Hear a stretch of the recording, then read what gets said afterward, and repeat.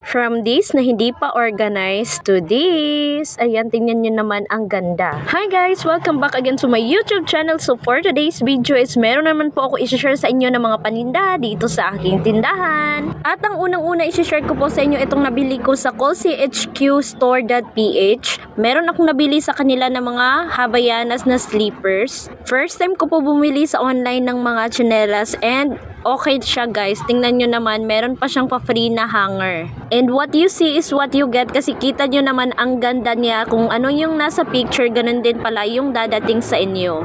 Medyo kinakabahan pa nga ako kasi baka mali yung size pagdating dito sa amin. And luckily, sakto yung pinadala ni seller. Ito nga pala yung khaki size 37. Next item naman, color black size 37 pa din.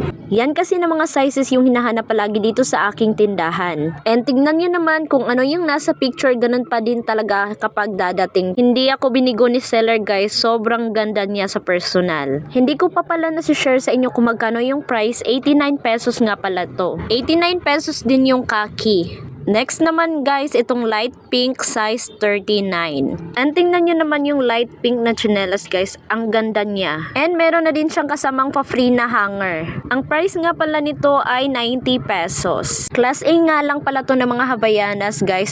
And kung nagtatanong kayo kung bakit sa online ako bumibili ng tsinelas, dapat naman talaga sa mga wholesale na tindahan ako bumibili guys. Kasi nga, meron pa naman ako marami ditong stock ng mga Havaianas. Yun nga lang, wala yung size 37 at saka 39. So, ang ginawa ko, umorder na lang ako online. Next parcel naman tayo guys. Ito yung sinasabi ko sa inyo na nabili ko online for only 35 pesos each. Meron ka ng lagayan ng mga anik-anik dyan sa inyong tindahan. And sa mga nagtatanong kung saan ko ba daw to nabili, yung Shopee name nga pala nila is A1 Supermarkets. And finally, dumating na talaga siya. Medyo matagal-tagal ko din itong pinag-isipan kung o-order ko ba talaga ito para dito sa aking tindahan. Kasi nga, mura lang siya guys. Baka nga pagdating dito, ang pangit niya. And sa kulay naman, nalilito talaga ako kung ano yung kulay na o-orderin ko. Meron kasi siyang available na kulay white, blue, at saka pink. So, syempre, doon na tayo sa malinis tingnan, kulay white. And eto nga, nakapack siya ng maayos guys at nakabubble wrap pa. Ganito nga pala siya dumating sa akin guys and kayo na bahala mag-assemble. And wag kayong mag-alala, sobrang dali lang niya po i-assemble. Tatlo nga pala yung in-order ko for only 35 pesos and meron na siyang shipping fee, so 150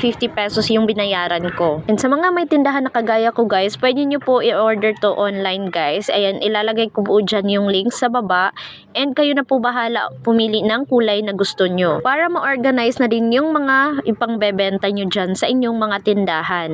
And nakikita ko nga pala to sa mga estudyante guys, nilalagay nila ito sa kanilang mesa para naman aesthetic kumbaga. And isa din sa dahilan kung bakit ko siya binili, yung ibang item ko kasi is hindi nakikita kapag nasa likuran na siya. So dapat bumili ako nito para makita yung nasa likuran guys, kasi ilalagay mo dito yung iba sa baba at yung nasa likuran naman is ilalagay mo dito sa ibabaw para kitang-kita talaga yung mga paninda mo. And eto na nga, natapos na ko i-assemble lahat ng to and maya-maya lalagyan ko na to. And finally, natapos ko na i-arrange tong dito sa aking stante guys. At tingnan nyo naman, napaka-organized niyang tingnan guys. And nakakaakit talaga kapag merong ganyan sa inyong tindahan guys. Kasi nga nakapatong na siya guys. Tingnan nyo naman guys, meron tayong mga anik-anik dyan and kitang-kita na talaga yung mga item. Sa mga gustong umorder dyan, ilalagay ko lang po sa comment section yung link. And that's it for today's video guys. Thank you for watching. Goodbye. Happy selling!